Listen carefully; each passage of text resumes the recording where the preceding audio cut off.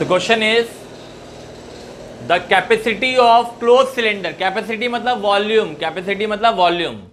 The volume of closed cylinder of height 1 meter is 15.4 litre. यानी बच्चे इन लोगों ने वॉल्यूम दिया है, वॉल्यूम दिया है 15.4 लीटर्स.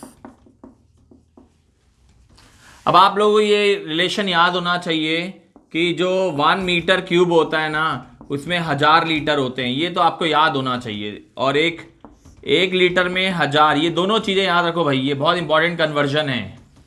1 लीटर में 1000 सेंटीमीटर क्यूब होते हैं और 1 मीटर क्यूब में 1000 लीटर होते हैं. दोनों बातें लिख लो, ये याद रखना पड़ेगा धीरे धीरे आप लोगों को, ठीक है ना. चलो अब देखो, हाइट मीटर में ना, तो ये वाला मेरे काम का नहीं है, मेरे को इस वाले में काम करना है. कभी भी याद रखना, लीटर से मीटर क्यूब में कन्वर्ट करना है तो 1000 का डिवाइड करना पड़ता है. ये याद कर लो, लीटर से मीटर क्यूब में कन्वर्ट करना है तो 1000 का डिवाइड करना पड़ता है.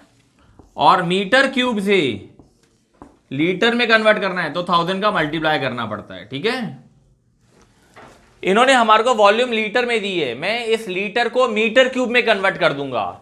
मैं लीटर को मीटर क्यूब में कन्वर्ट कर दूंगा 1000 का डिवाइड करके. तो ये मेरी जो वॉल्यूम है ना, ये ऐसी हो जाएगी, volume is equal to 15.4 divided by 1000 metre cube. ये हमारी वॉल्यूम आ गई भाई, ये है सही वाली वॉल्यूम. लीटर्स को मैंने मीटर क्यूब में कन्वर्ट कर दिया 1000 का डिवाइड करके. और ये रिलेशन धीरे धीरे आपको याद हो जाएंगे. ठीक है, ये सब याद करना पड़ेगा. अब देखिए, आपको मालूम है वॉल्यूम ऑफ सिलेंडर का फॉर्मूला क्या होता है? वॉल्यूम ऑफ सिलेंडर का फॉर्मूला होता है पाई आर स्क्वेयर एच, है ना. वॉल्यूम ऑफ सिलेंडर कितना दिया है? पूरा वॉल्यूम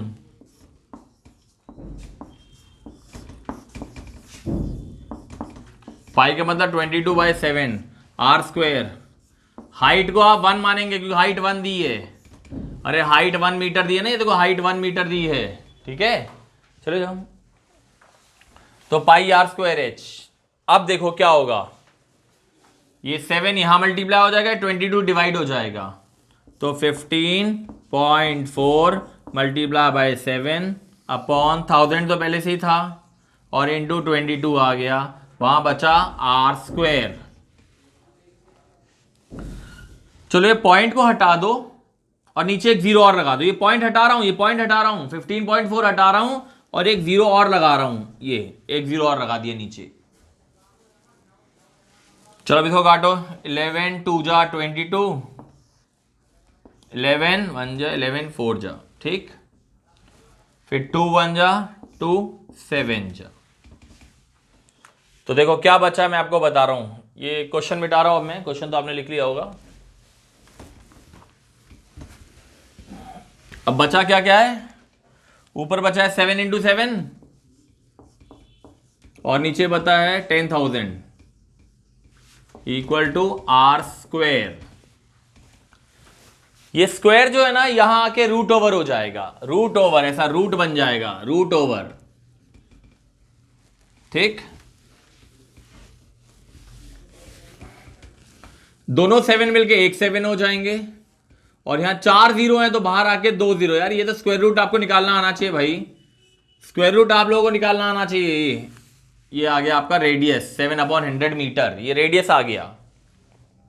दोनों 7 मिलके एक 7 मिल गए और 2 जीरो मिलके एक जीरो, 2 जीरो मिलके एक जीरो, तो नीचे 100 आ जाएगा. ठीक,